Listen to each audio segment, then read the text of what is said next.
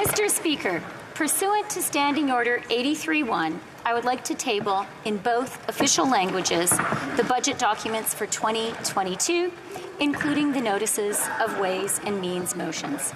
Les détails.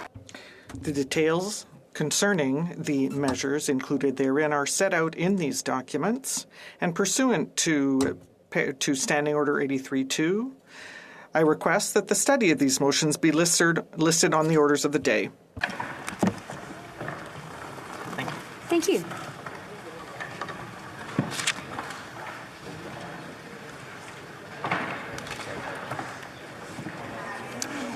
Mr. Speaker, we all remember that Thursday in March, just over 2 years ago, when our travel plans were hastily canceled, when our children came home from school, when we all rushed to the grocery stores to buy toilet paper and hand sanitizer.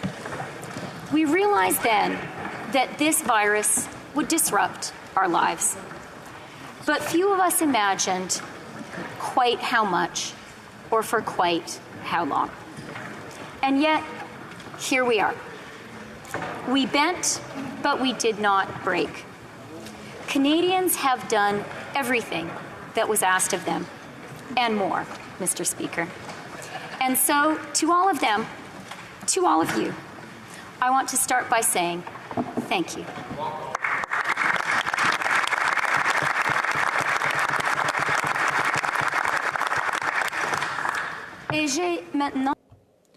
And I now have the honor of tabling my second federal budget. I tabled my first in April of 2021. In the year preceding it, the Canadian economy had teetered on the brink. Our economy contracted by 17%, the deepest recession since the 1930s. 3 million Canadians lost their jobs. This was a shattering economic blow. The Great Depression scarred this country for a generation or more. It was entirely reasonable to fear that the COVID recession would likewise hamstring us for years, that millions of Canadians would still today be without jobs, and that the task of rebuilding our country would be the work of decades. We knew that we could not let that happen, and so we provided unprecedented emergency support to Canadian families and Canadian businesses.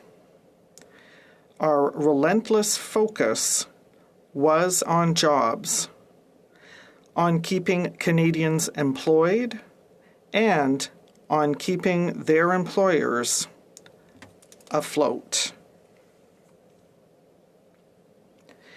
It was an audacious plan, and it worked.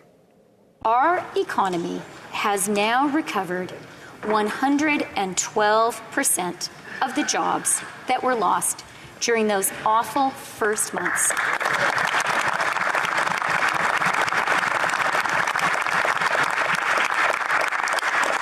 Compared to just 90% in the United States.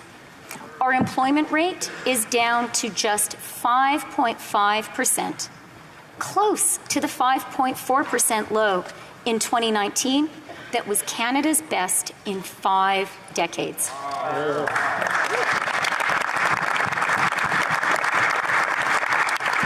Our real GDP is more than a full percentage point above where it was before the pandemic. Think about that. After a devastating recession, after wave after wave, and lockdown after lockdown, our economy has not just recovered. It is booming.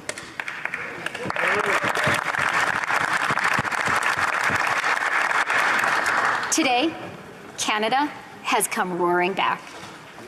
But Canadians know that fighting COVID and the COVID recession came at a high price. Inflation, a global phenomenon, is making things more expensive in Canada, too. Snarled supply chains have driven prices higher at the checkout counter. Buying a house is out of reach for far too many Canadians. And now, Putin's barbaric war is making food and gas even more expensive. The money that rescued Canadians and the Canadian economy, 8 out of every $10 invested, was deployed chiefly and rightly by the federal government. But our ability to spend is not infinite. The time for extraordinary COVID support is over. And we will review and reduce government spending, because that is the responsible thing to do. On this point, Mr. Speaker, let me be very clear. We are absolutely determined that our debt to GDP ratio must continue to decline. Our deficits must continue to be reduced. The pandemic debt we incurred to keep Canadians safe and solvent must be paid down, and it is being paid down. This is our fiscal anchor. This is a line we will not cross. It will ensure that our finances remain sustainable.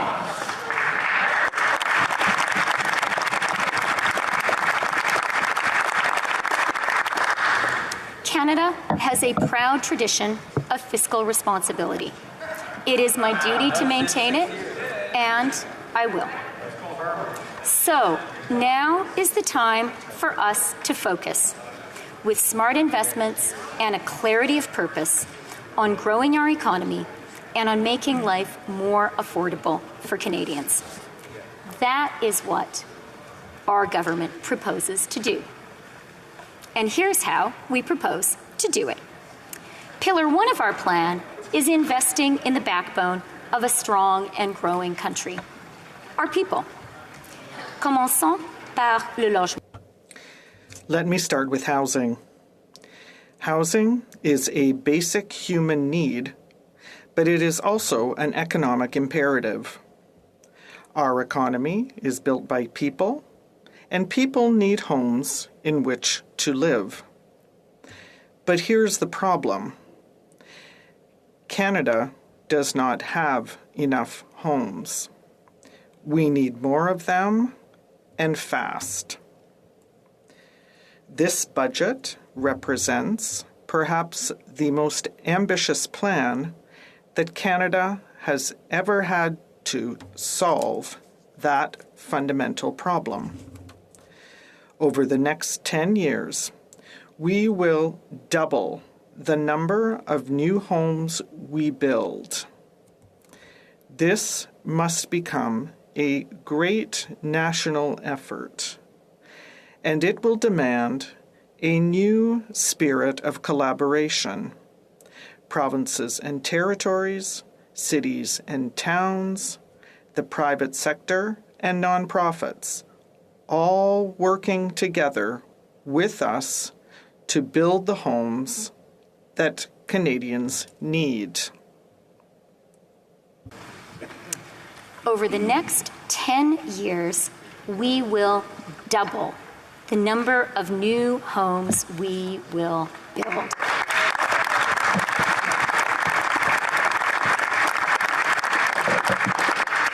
This must become a great national effort, and it will demand a new spirit of collaboration. Provinces and territories, cities and towns, the private sector and nonprofits all working together with us to build the homes that Canadians need. We will invest in building more homes and in bringing down the barriers that keep them from being built. We will invest in the rental housing that so many count on. We will make it easier for our young people to get those first keys of their own. And we will make the market fairer for Canadians. We will prevent foreign investors from parking their money in Canada by buying up homes. We will make sure that houses are being used as homes for Canadian families rather than as a speculative financial asset class. But on housing, I would like to offer one caution. There is no one silver bullet which will immediately, once and forever, make every Canadian a homeowner in the neighborhood where they want to live.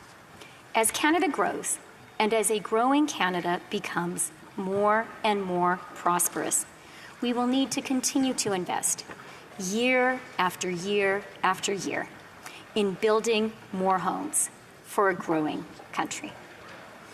And Mr. Speaker,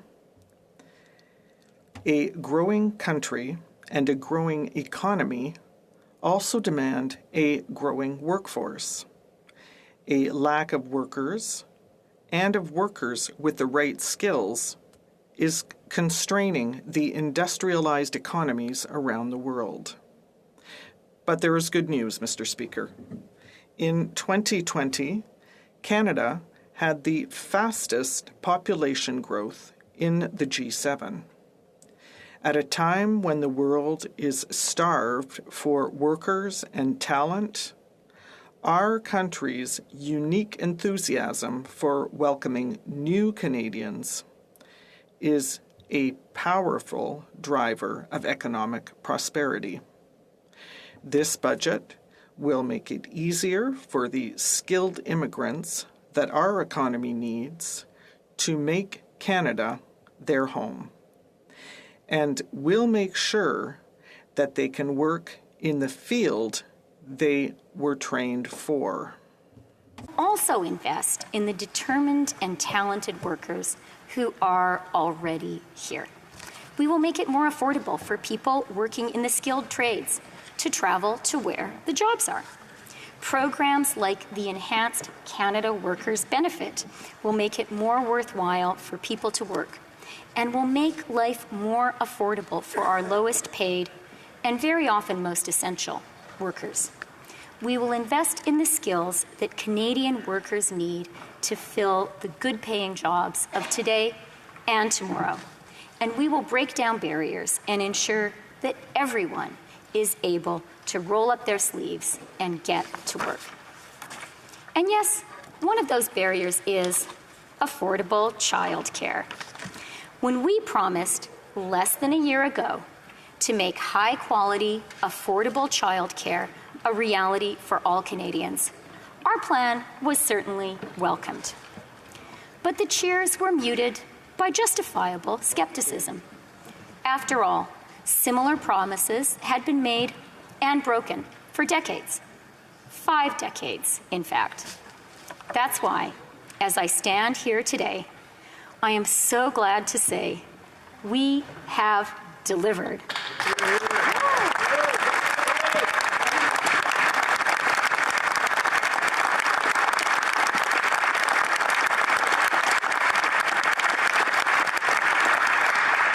We have now signed agreements on early learning and childcare with every single province and territory in our great country. This is women's liberation. It will mean more women no longer need to choose between motherhood and a career.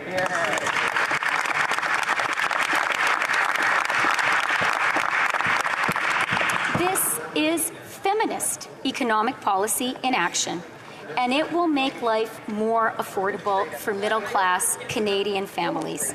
Fees are already being slashed across the country. By the end of this year, they will be reduced by an average of 50%. And in 3 years, childcare will cost an average of just $10 a day.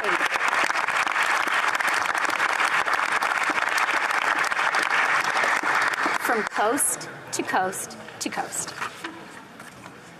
Housing and immigration and skills and childcare. These are social policies, to be sure. But just as importantly, they are economic policies as well. Our strategy is what Janet Yellen, the U.S. Secretary of the Treasury, recently dubbed modern supply-side economics. Modern supply-side economics borrows the supply-sider's key insight that increasing supply is fundamental to growth, but takes a progressive, people-centered approach. At a time when our chief economic problem is that there is too much demand chasing too little supply, this set of people-centered policies provides exactly what Canada needs right now. This pillar will create supply-led growth that satisfies the demand today driving inflation. It will help our economy grow sustainably, and it will make all of our lives more affordable. Notre deuxième pilier pour la croissance.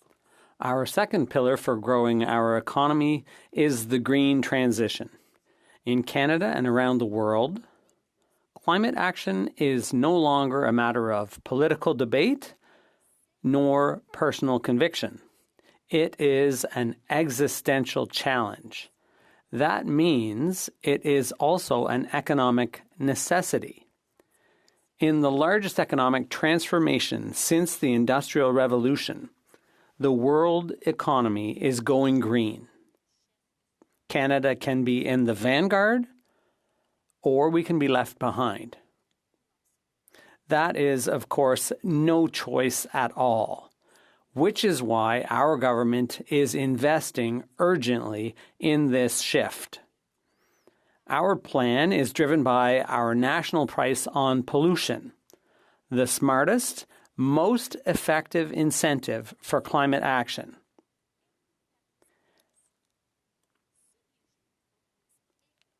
The budget also proposes the creation of a new Canada Growth Fund, which will help attract the billions of dollars in private capital we need to transform our economy at great speed and at scale. Nous investirons dans les minéraux. We will be investing in Canada's abundant critical minerals and metals. They are a key part of going green. The world's democracies must be able to produce them for themselves and for others. As car makers urgently upgrade their assembly lines to make zero-emission vehicles, we will be making sure Canadians can afford them. Nous fabriquerons les batteries. We will manufacture the batteries that power zero-emission cars and trucks, and we will invest in charging stations from coast to coast. For our children, that means cleaner air and cleaner water tomorrow. And it will also mean good jobs for Canadians today. Dès aujourd'hui. Our third pillar for growth is a plan to tackle the Achilles heel of the Canadian economy: productivity and innovation. Canadians are the best educated people in the OECD. Our scientists win Nobel Prizes, and our cities are outshining Silicon Valley in creating high-paying technology jobs. Nous accusons toutefois du recul. But we're falling behind when it comes to economic productivity. Productivity matters because that's what guarantees the dream of every parent, that our children will be more prosperous than we are. This is a well-known Canadian problem and an insidious one. It's time for Canada to tackle it. And we propose to do just that, in part, with a new innovation and investment agency, drawing on best practices from around the world. The agency will give companies across the country and across our economy the tools and incentives they need to create and invest and to produce more with less. We will encourage small Canadian companies to grow. We will help Canadians and Canadian companies develop new intellectual property and turn their new ideas into new businesses and new jobs. Mr. Speaker, these three pillars, investing in people, investing in the green transition, and investing in innovation and productivity, will create jobs and prosperity today and build a stronger economic future for our kids. They will make life more affordable, and they will ensure Canada continues to be the best place in the world to live, work, and raise a family. From the first day we started working on this budget, this growth agenda was always going to be our focus. And then Vladimir Putin invaded Ukraine. On that dark morning of February 24th, a day of infamy, we woke up to a world utterly transformed.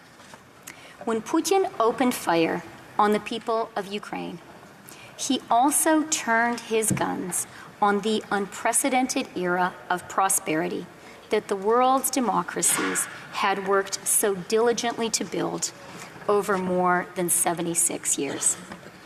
Our rules-based international order, built from the ashes of the Second World War, today confronts the greatest threat since its inception.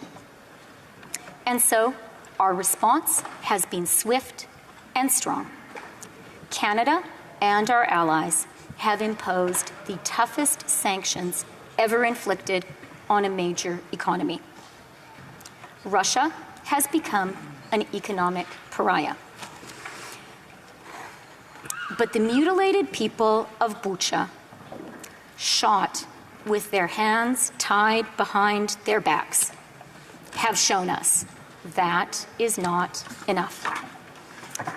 Putin and his henchmen are war criminals. The world's democracies, including our own, can be safe only once the Russian tyrant and his armies are entirely vanquished.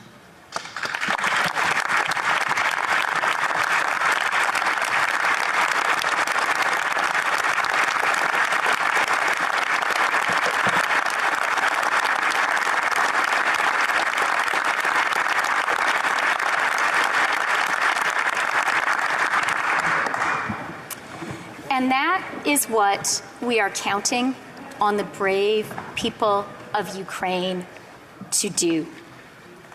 Because they are fighting our fight, a fight for democracy. It is in our own urgent national interest to ensure that they have the missiles and the money they need to win.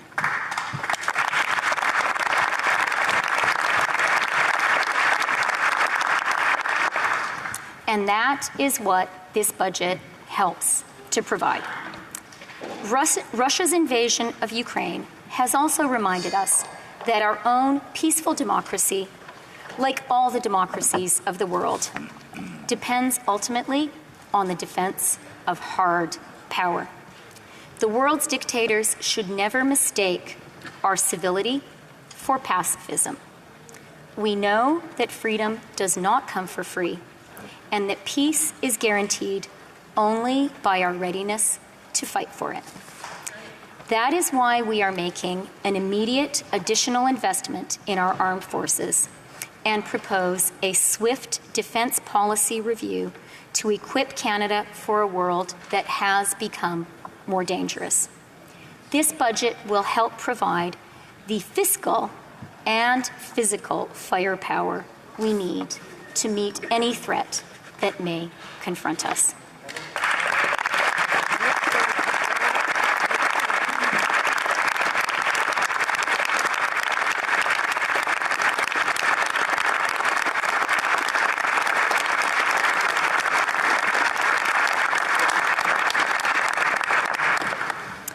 And we understand that security includes energy security, which Canada must work to ensure for ourselves and our democratic partners.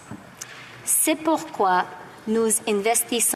That is why we are making an immediate additional investment in our armed forces.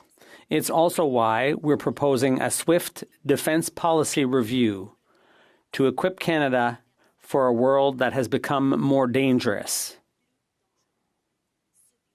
This budget will help provide the fiscal and the physical firepower we need to meet any threat that may rise to face us.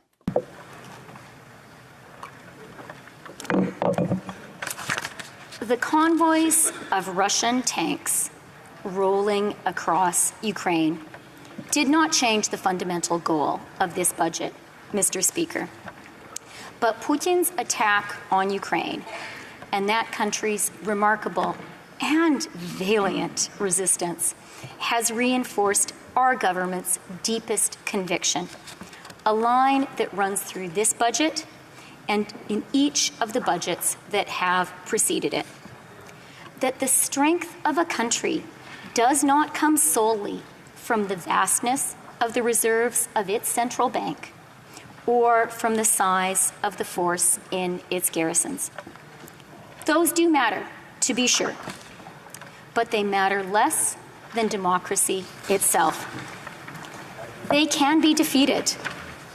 They are being defeated by a people who are united and free, because it is the people of who are every country's real source of strength.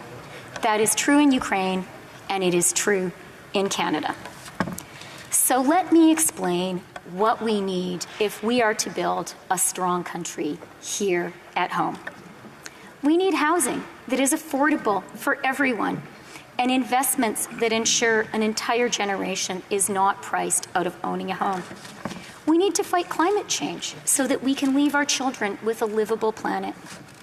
We need to face up to the sins of our past and ensure that Indigenous peoples in this country are able to live dignified and prosperous lives. We need a healthcare system that allows people to see a doctor or a dentist and to get mental health care too.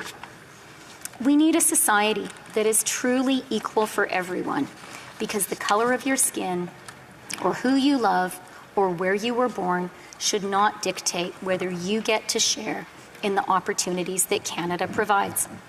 We need a robust tax system that ensures everyone pays their fair share. And we need an economy that allows businesses to grow and create good middle-class jobs where everyone can earn a decent living for an honest day's work. Le courageux peuple. The brave people of Ukraine have shaken the world's older democracies out of our 21st century malaise.